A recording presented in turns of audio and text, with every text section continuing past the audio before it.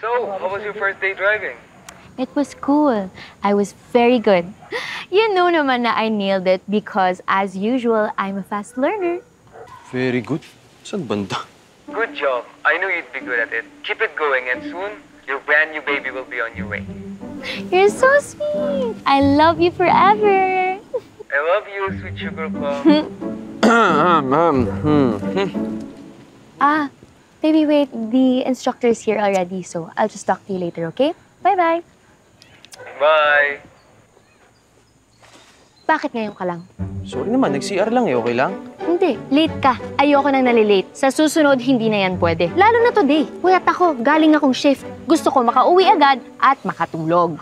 Okay po, ma'am. Attitude? Check. Anger? It will lead to road rage? Check. Marami ka pang isusulat. Ma'am, mahaba pa. Mahaba Meron pa. Check. Galing. Check. Kamusta yung pasada mo kagabi? Galing din? Buti hindi ka pa nabubuking, no? Ikaw naman, ma'am. Hindi ka na mabiro. Tingnan mo. Oh, score mo ngayon. Very good. Pati kahapon. Very good ka din. Tara na. Okay, let's go. Sige. Okay. Dahan-dahan, straight ahead. Ay, wait lang, may tumatawag. Oh, ma'am, bawal yan. Mamaya na yan. Meron tayong anti-distracting law. Makukulong ka niyan. Anti-distracting law, anti-distraction law. Nabago na naman pala. Ma'am, eyes on the road. Tumingin ka sa diretso. Tumitingin ako sa diretso. Tingin-tingin ka pa sa iban. Dito naman ako eh. What? Wala. Sabi ko, eyes on the road. The nerve. Teka, bakit dito mo ako dinala, ha? Parang walang katao-tao dito. Siguro manyak ka, no? Bahala. Manyak ka. Ma'am, ano ba? Talaga, alam ko na. Relax. Dinala kita dito dahil tuturuan kita ng parallel parking.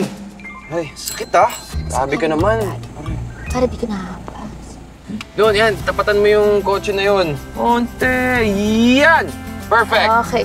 Okay, lagay mo, reverse. Lagay mo sa reverse. Yan. Reverse ha. Tignan mo yung side mirror mo doon. Tapos yung manibela mo, i-full mo on the left. Dito? Yes. Tapos dahan-dahan. Sige, andarin mo na. Basta. Yan. Full? Bawi na. Hindi, bawi na? Yan, sige pa. Tama ba ginagawa ko? Hoy! Pag ito tama. nabangga ko tong kotse, ikaw magbabayad. Oo, ikaw. Ikaw! Yan, sige. Unti na lang. Pa-break. Yan. Tapos, diretso. Diretso? Pa. Yun. Okay. Ops, break na. Then, Park. Tama? wow! Shots! Ang galing mo! 100! Oh my Galing mo God! naman. Tama? Oh! Yay! Perfect! Pwede magtanong, Ano yan? Huwag lang mat, ha? matagal ka na bang driving instructor? Tagal-tagal na rin. Ito kasi talagang hilig ko. Sasakyan, tsaka nung bata pa ako. Ito rin yung banding namin ng airpods ko. Magbuting-ting ng mga kotse. Nung wala na siya yun, pinamana niya sa akin yung luma niyang sasakyan. Kaya naman pala, ang galing-galing mo magturo. Talaga ba? Noong mga unang araw, lagi mo pinapagalitan. Ngayong kumakain na tayo, ang galing ko na agad. Busog na. Grabe Hindi, ka. syempre lagi akong puyat, no? As a call girl. Call girl ka? Call center girl kasi. Call center. Kala ko naman yung... Pero, pag call center daw, laki daw nung sahod. Oo, pwede ka raw makabili ng sasakyan. Hindi common misconception yon. Actually ako, palipat-lipat nga ako ng BPO eh. Ang hirap magstay. Sobrang dead-end career. Ang hirap pa, breadwinner ako. Buwisit naman kasi yung tatay ko. Iniwan kami para sa ibang babae. Ay, naku, mga lalaki talaga. Buti na lang, nakilala ko si Jared. Jared, ayun yung kausap mo. Di ba foreigner yun? Lolokohin ka lang din yan. Lolokohin? Oo, afam siya. At hindi siya manloloko dahil mga Pinoy lang naman ang mga mahilig manloko. Hoy, ano, dinamay mo pa ako? Totoo Grabe kaya? to. Pero alam mo, 1 year na kami. At sabi niya sa akin, bibilan niya raw ako ng kotse. Wow, big time naman pala yan si Afam. Kaya naman palang driving lessons ka. Lately ko lang naman nalaman na bibilan niya pala ako. Nung una, kaya ako gusto kasi nag-promise ako sa kanya na itutour ko siya sa buong Pilipinas.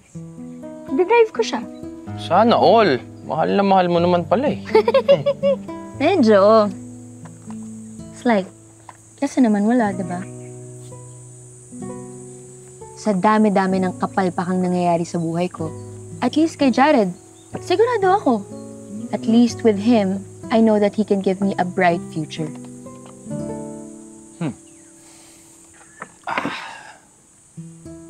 Pero, pakakasalan mo pa rin siya? Kahit na slight lang pagmamahal mo?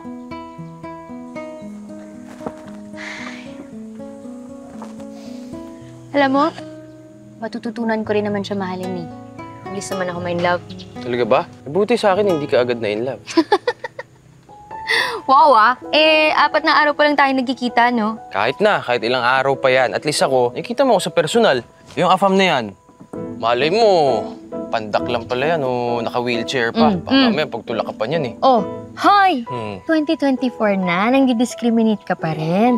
Bad yan. Hindi naman, Mamabash ka.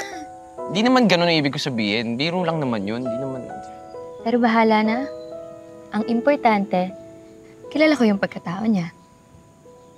Daphne, naisip ko lang. Turuan kaya kita mag-manual. Hindi nga, seryoso. Manual? Complicated yun. Complicated nga. Pero mas masaya yun, I'm sure. Tsaka minsan sa buhay, mas complicated, pero mas worth it. Ganun? Ganun. Matutulog pa Pero ako game kasi ka. graveyard shift pa ako. Pero, Wala. Oo, sige. Tara.